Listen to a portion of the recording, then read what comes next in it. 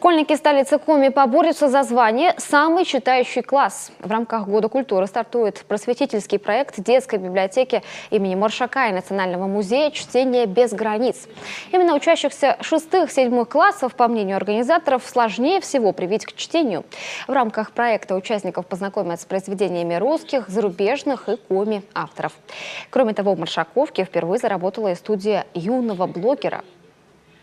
Уже не первый год, когда вернулось сочинение как экзамен в школьную программу.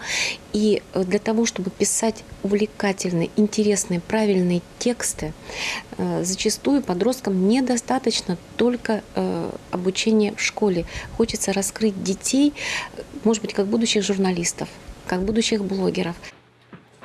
В планах Года культуры здесь интерактивные игры, конкурсы, творческие проекты, большая часть из которых посвящена 75-летию коми-писателя Петра Столповского, нашего современника.